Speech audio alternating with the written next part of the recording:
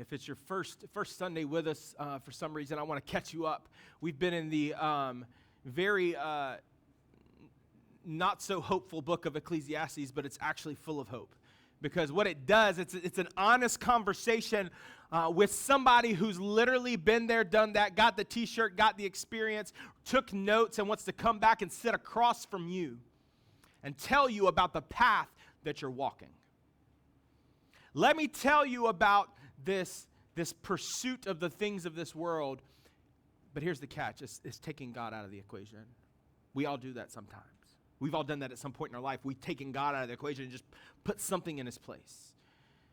And we started off by talking about it. It actually came back in our hearts with dust and disappointment. It never quite delivered on its promise. Chapter 2 was talking about, man, if there's pleasure, there's the things of this world, there's work and power, there's all this, we'll just call it stuff, possessions. And Solomon said, yeah, but in the end, those don't profit anything. Like, they actually, once you die, they serve no purpose unless there was an eternal aspect to them. And then last week, we started in on time, and we're going to kind of continue that thought today, where Solomon looks at time, and he's like, we talked about this banner, right? We're standing in here, and we can never quite get back far enough to see what God is doing. And that feels very frustrating and futile to us. But what feels like that to us, where it feels like everything's cycling, we know God is infinite. We talked about it in family group this week. He is a line that has no end. Took us back to math class, Jerry did. He said, you remember that line that has arrows on the end where it points one way and points the other and you never get to the end of it? That's eternity.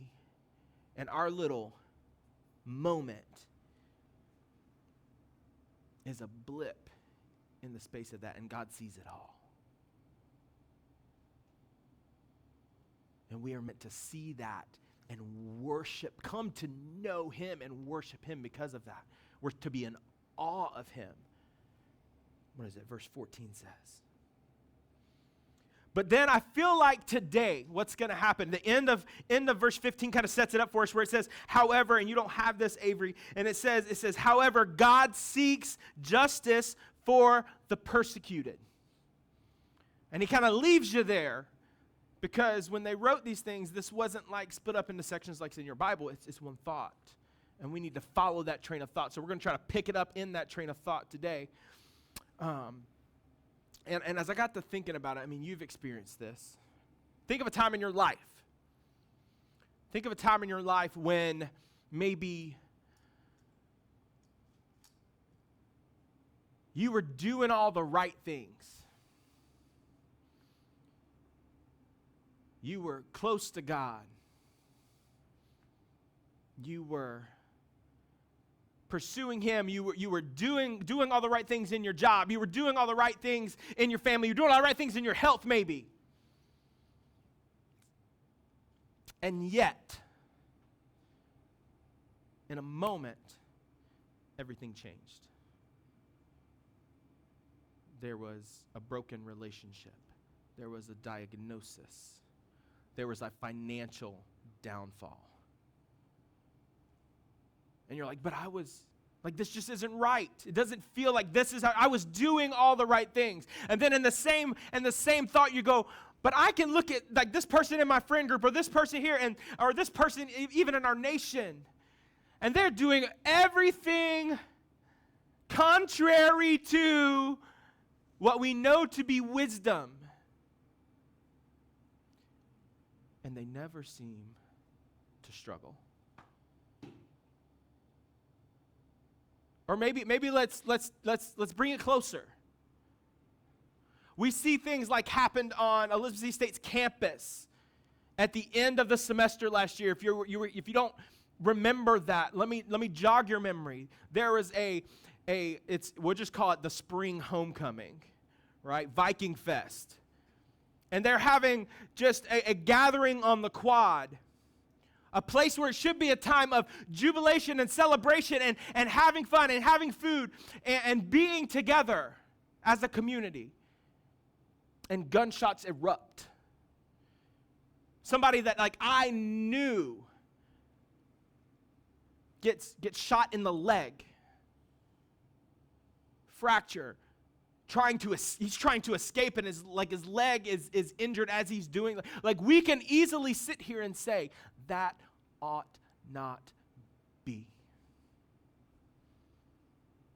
Across the world, in a church setting, Christians being martyred and persecuted. In general setting, kids being trafficked by predators. And if you're not careful, you can get caught in the trap of going, why is God not doing something about this injustice that I see?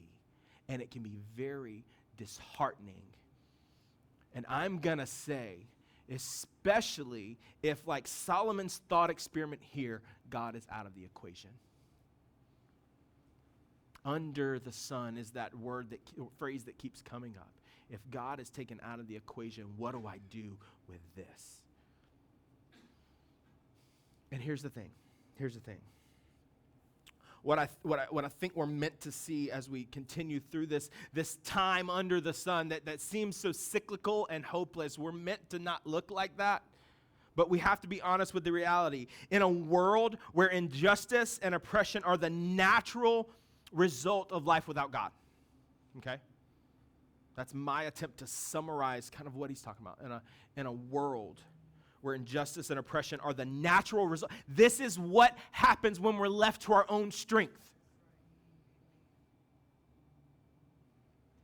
We, if you're a believer in Christ, we are called to lives characterized by righteousness.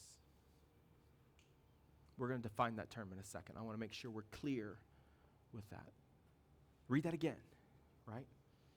In a world where injustice and oppression are the natural result of life without God, we are called to live lives characterized by righteousness.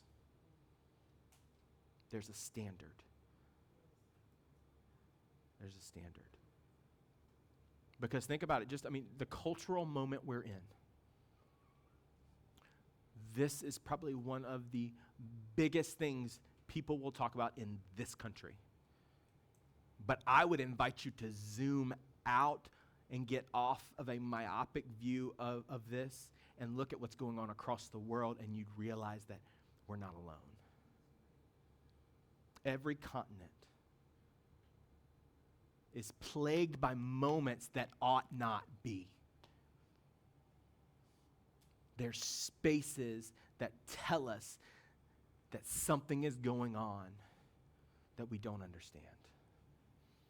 So what we're going to do is we're going to walk through it. I have one page, which scares me on my outline. I have one page to look at this and walk through it because this is not the in-depth view. I actually have written in, we're going to do a whole series on this at some point because as I was just like, I can't do this one day. We'll be here until tomorrow.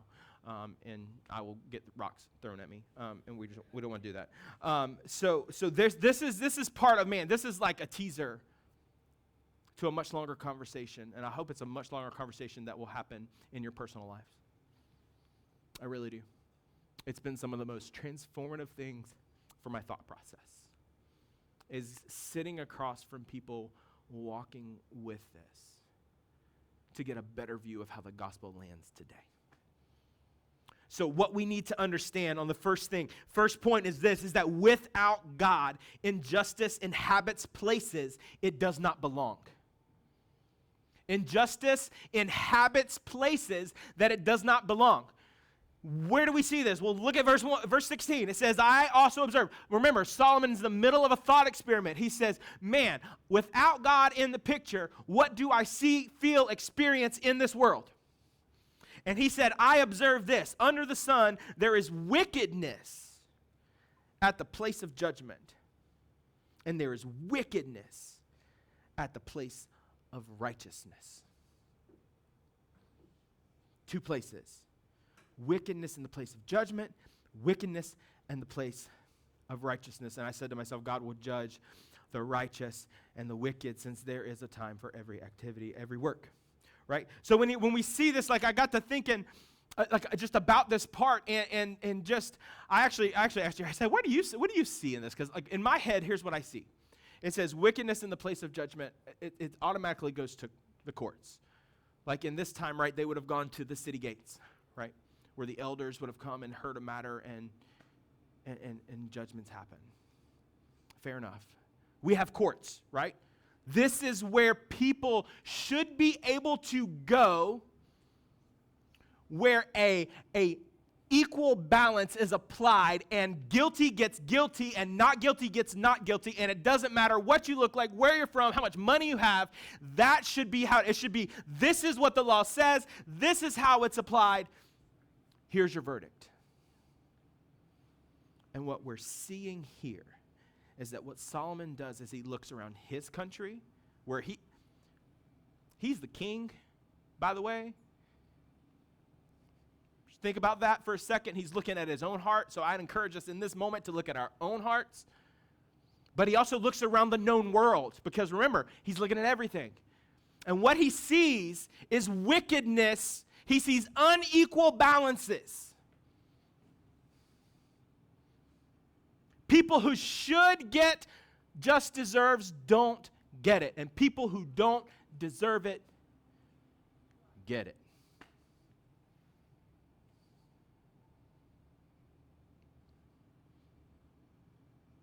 And he, like, you can just see the tension. And then when I see this next part, though, like, there's wickedness at the place of righteousness. I think that applies to the courts, 100%. God has appointed governments and courts and powers from and this is this crazy part, because remember, there's an appropriate time for everything under the sun. So that's from dictators to democracies to republics to kings and queens. All of it has its appropriate place, but their whole job, if we go to Romans chapter 13, was to be a terror to evil conduct, not to good conduct, to evil conduct. They're to hold people accountable for doing wrong things. They're appointed. They have a time. But when I see this in the place of righteousness, like, there's at least part of me that looks at the church. I don't expect a lot of talk back today, but that's okay. That's okay. He looks at the church where we're supposed to be image bearers, redeemed people made in his image. That's why I brought out my second copy of the mirror that I broke like when we first started. Don't worry, I'm not shattering this one today. Hang with me. There was glass everywhere, and people were like, why did you do that? We're meant to not reflect this.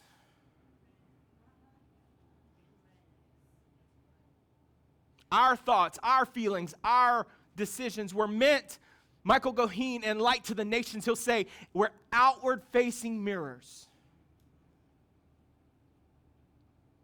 What happens is that as God transforms our hearts, talking about the discipleship, as God gets in there in the nitty-gritty and transforms you and me, we begin to reflect what he sees and what he has defined as justice. So we need a better idea about righteousness, and I'm going to try to keep it as simple as possible.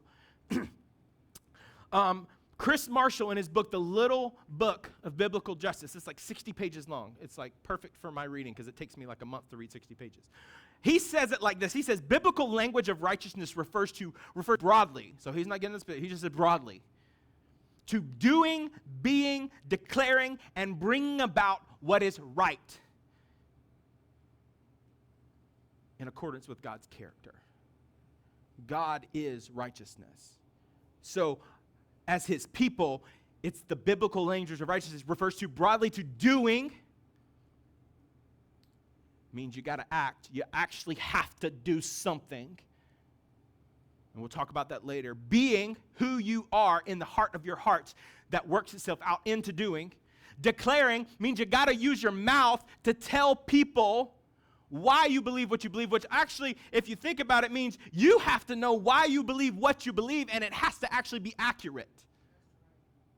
I've stepped on my own toes all week. It's okay. And then bringing about what is right means I actually look into the public sphere. I look at God's word and I say, he says it should look like this, so I must do this. And here's the catch, regardless of what it costs me. Regardless of what it costs me. Because our biggest fear is fear of man. Right? What are other people going to think? Do I post what I think about this or that situation because I don't want them to put me in that camp? Or I don't want me to put them in this camp. If we're in America, I don't want them to label me liberal or conservative. I want them to just see me as who I am. So I just ain't going to engage in that debate.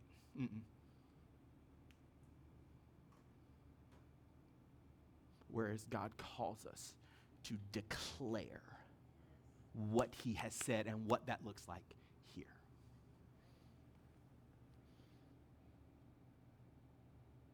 And as we look around, as we go back to verse 17 for me. As we look at it, it says, I said to myself, right, God will judge the righteous and the wicked, since there is a time for every activity of the sun. Like, Solomon maintained his wisdom, right, even as he explored all these things. But where this took me, I don't know if you're like me. Like, there's times in my life, like I can think about times in my singleness, times in my marriage, times in my work life, where it's very easy to do what we see in Psalm 73. Where he's looking around at people that have what he wants. He's walking with God. These people are not, but they have everything that I think I need or I deserve or that will make my life better.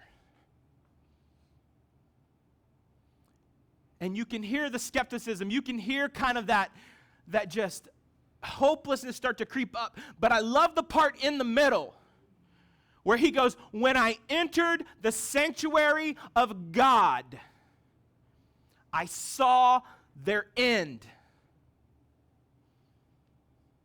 And I think there's like just a little bit of hope based on what he learned about time that creeps into Solomon's thought in this moment. Where he goes, all what they would call blessing, if they don't have God, and if God is not in it, when they get to the end, they're in for a rude awakening. You can have all the likes, you can have all the pat on your backs, you can have the money, the job, but like, in the end, it ain't gonna profit you. And even here, it's like the good thing, like the good things that happen to the people who aren't walking with God, like that's, God sees it. It's not that they're gonna get away. If anything, it should drive us as his people to reach out to them because we know what that road ends in. But it should help us lean into our brothers and sisters where it seems like they just keep getting hit over and over and over. Because guess what? We know how the story ends. That somewhere in the picture of life, God is working it out for their good and his glory. This is why family groups, this is why it's also important to be in community, like to actually commit yourself to community and to struggle with people. We're going to get to that probably next week where it's like, two are better than one. It's said at weddings a lot, but like we're gonna talk about it a little bit more. Like where there's times in your life where the world and something unjust is going to happen to you. It's not if, it's when. Look around our world. Not our nation, our world. It's coming. And we have to cling to this fact that I can walk into the sanctuary of God. Jesus has paved the way for me to walk in to the sanctuary, to sit with the Father and to talk about what is going on and to not leave without his shalom, without his peace about what is happening in this nation, in this world. Because here's the thing. If you're caught in worry about what's going on more than who's in control, I can promise you stress, anxiety, worry, and the like are going through the roof. Rather than being fuel to help spread the gospel, it becomes fuel to worry about my little time frame right here. And that's not the people of God. The second part, we get into verse 18 through 22. It says, and I'm going to say it like this, without God, we are actually powerless to make lasting difference to the injustices we see. We're powerless. Left to your own things. Think about what Solomon said last week with time. There's time for this, time for that, time for this, time for that, time for this, time for that. And what he observed was that there are these, like if you take God out of the equation, you take this eternity aspect out of the equation, it's a cycle of hopelessness. Where we say we're progressing, we're actually just spinning our wheels and it just looks different. We talked about U 2.0 with just a change on the outside is still that dial-up modem in our computer. You still don't work very well. It's still the issue. Like, you can dress up a pig, but it's still a pig. You put lipstick on it, right? That's the quote, right? You put lipstick on a pig, guess what? It's still a pig. It's still going to do pig things. You can clean it up. You can make it look nice. You know its first move is going to be? Waller in the mud. I'm going for it. Like, that's the thing. We do that. Each circle, the same injustices in our world repeat themselves. And what does it show us? Let's look at verse 18. It says, I said to myself, this happens so that God may test. Like, test the children of Adam. I'm going to finish the verse. And they say that they may see for themselves that they are like animals. Like God, through the writer, did not mince words here.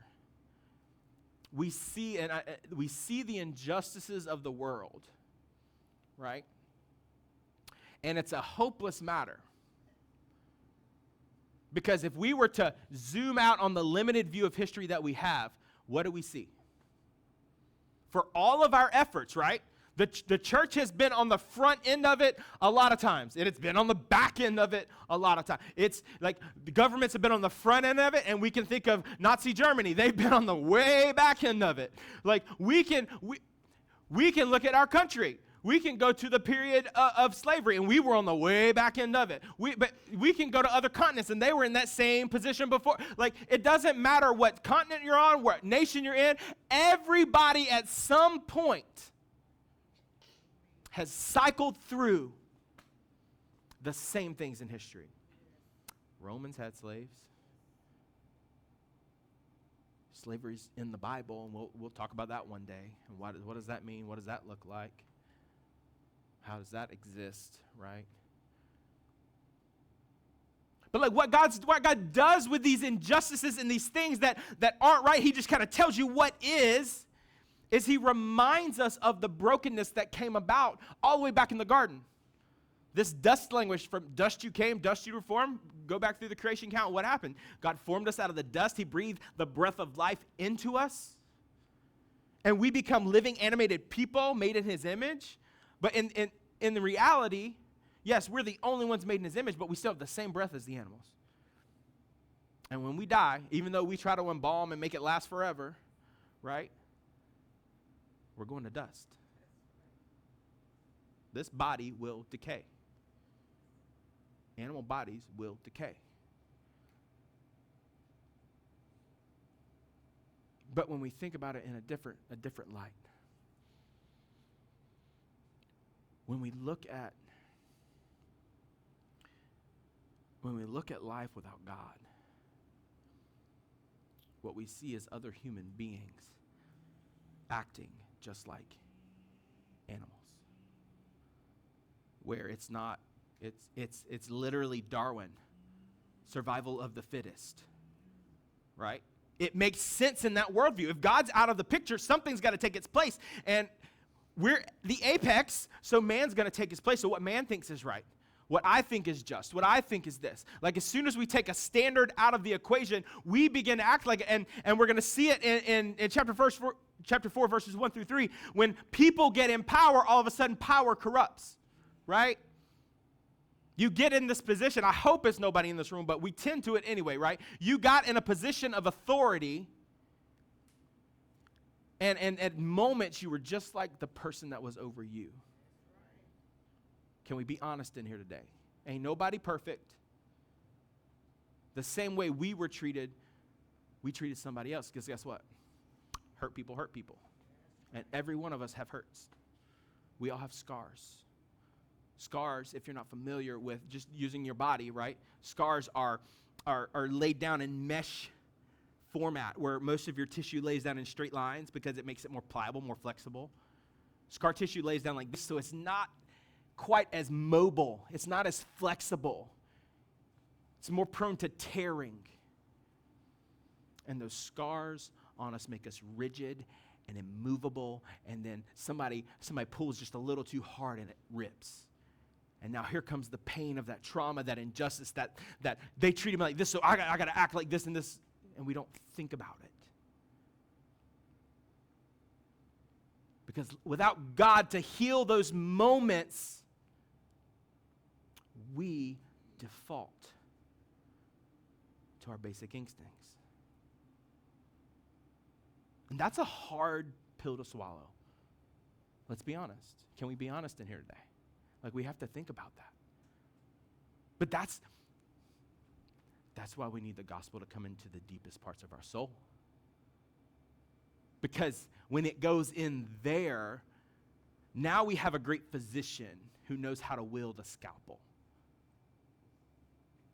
And he can begin to work on the scar tissue, and he can sew it back together in such a way that it's minimal. And that organ and that muscle begins to function in a way that it's meant and designed to function. We're like animals apart from God. And it says, for the fate of children, so we talk about death, the fate of the children of Adam, the fate of animals is the same. As one dies, the other dies, right? They all have the same breath. People have no advantage over animals since everything is futile, right? Death, in the end, without God, wins. We're just on a run through life. And in the eye of injustice, we're getting what death is, right? The wages of sin is death. Our bodies are destined for that should Jesus not return. And that is a sobering reality when we look at injustice, because we're going to do all this work. We're going to move into communities. We're going to do this. And when we die, the same thing is going to happen again. And we're not gonna linger here long, but it says all are going to the same place, right? All come from dust, to dust you return. Next part. Who knows if the spirits of the children of Adam go upward or the spirits of the animals go downward? And we're not going to get into Solomon questioning the afterlife and all that right now. Because the rhetorical question he just asked is, nobody on this earth can tell you the answer. It's got to come from outside of here. We know on this side of the cross what's going to happen. We know the end of the story, which is the source of hope that Solomon is hoping for in this moment. He's just like, no one can tell me. We could talk about it. We could talk about what happens, but we don't know for sure. Unless something outside of space and time that's got the full picture of what's going on can update me on what's going on.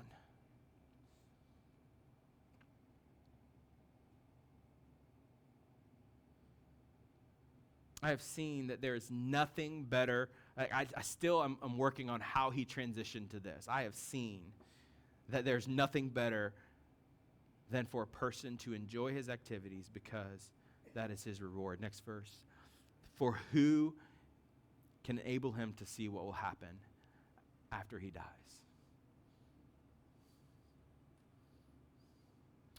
You see, Solomon has come to this a few times now, right? Look at all this craziness. It's all hopeless, so enjoy your life. What? But that's the thing. That's the thing. Is because that's the only way that any of it makes sense. When all of a sudden I'm not looking at myself as the one who is the arbiter of making everything change. If I was to get out of it just for a second and go, wait, God has deemed this an appropriate time for whatever's going on. So what he has for me to do is not to dwell on the past, not to jump into the future and kind of hurry things along. What if he just wants me to be present? Present with my struggles, present with my blessings, present with the life he's given me, present with my singleness, my age, my health, my marriage, my family, my work, my retirement, present with my faith. We're in a culture, guys, where, and we've talked about it each week at family group, it's like we're in a hurry to get somewhere other than here. But do we realize God actually has us right here for a purpose? Right? There's a purpose. And our enjoying it, our enjoying the hardships, our enjoying the good times, our enjoying everything in between is the reward. Because we know how it ends. We know the story ends in glory. There are glorified bodies. There's no more sin. There's no more sickness. There's no more cancer. There's no more bad news. There's no more anything, including a remembrance. Because I don't know about you, but I still can't forget things. Even though I forget a lot of things, my wife would tell me. I can't forget decisions I've made. I can't forget things that have passed through my eyes. I can't forget what I've heard. I can't forget what I've done. But one day, the reward in heaven will be, I won't remember those things. But they're there in this moment for a reason. And it's not for you to hold on to them. It's for you to enjoy them so that others could see Christ through you, that they would be, go back to 14, in awe of him. So what do? We're going to chapter 4, where it says, without God, oppression, right, yields deep despair. This is man, where did time go? This is the natural progression, right? And I'm going to hurry through this. Oppression, I'm going to define it as to mistreat, to defraud, or to extort.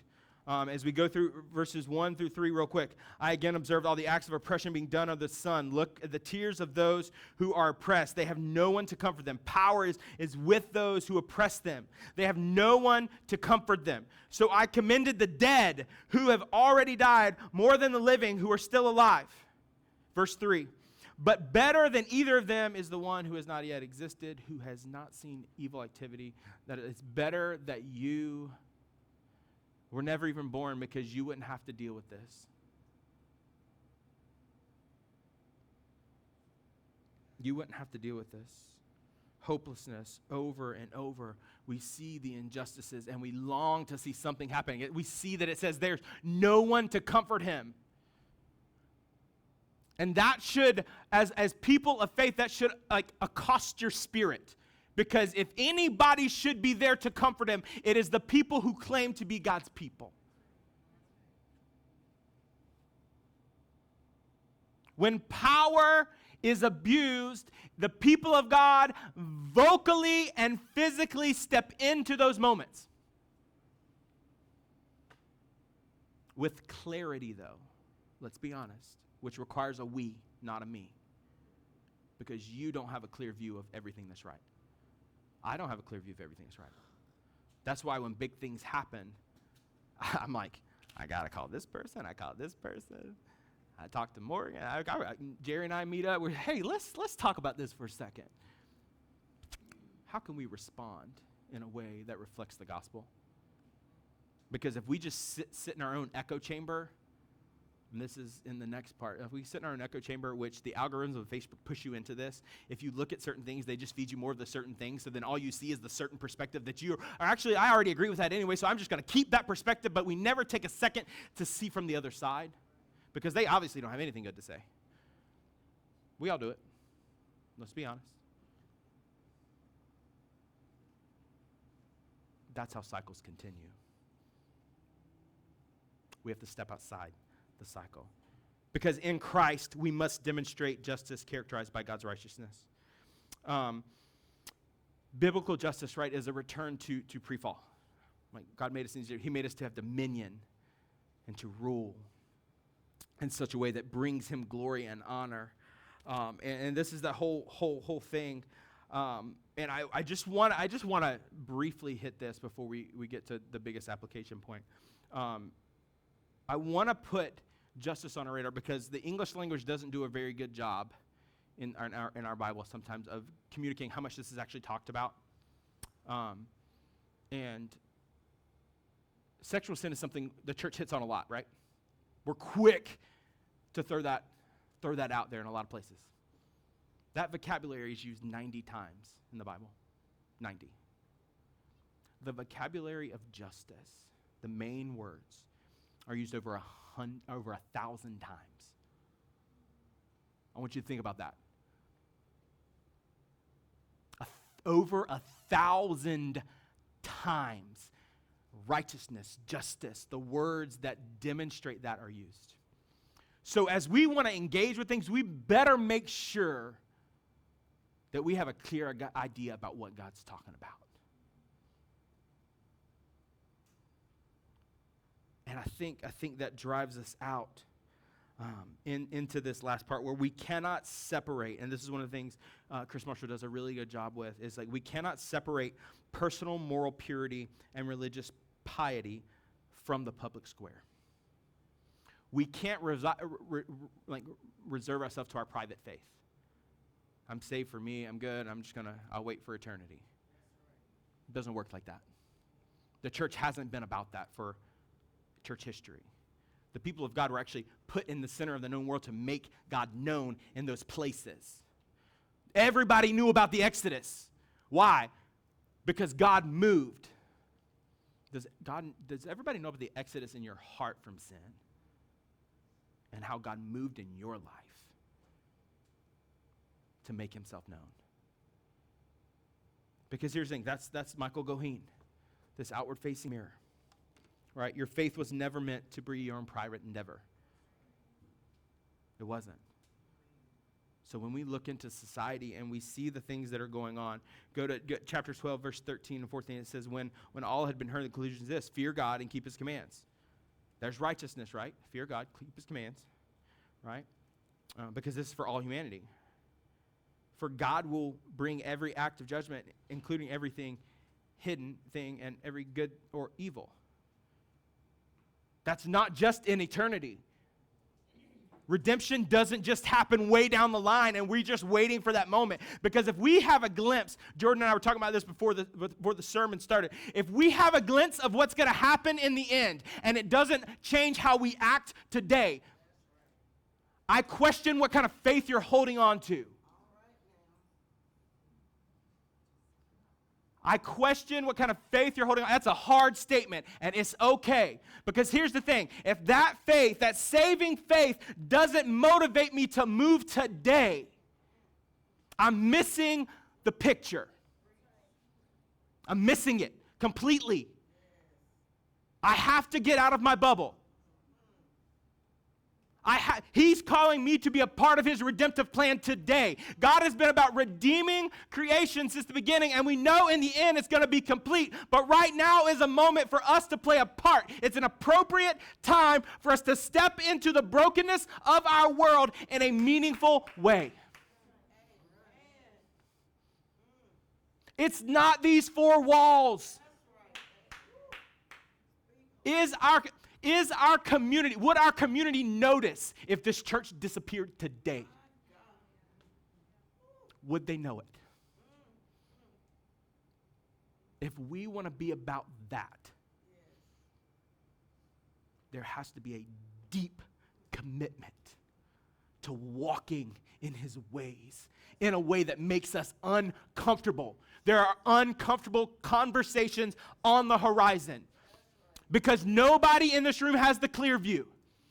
God has the clear view. He's got the whole picture. And it's our job to come together in these different groups and talk about what does this mean and how does it impact me?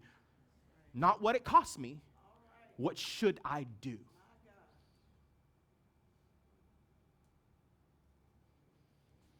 I've gone too long. What's new?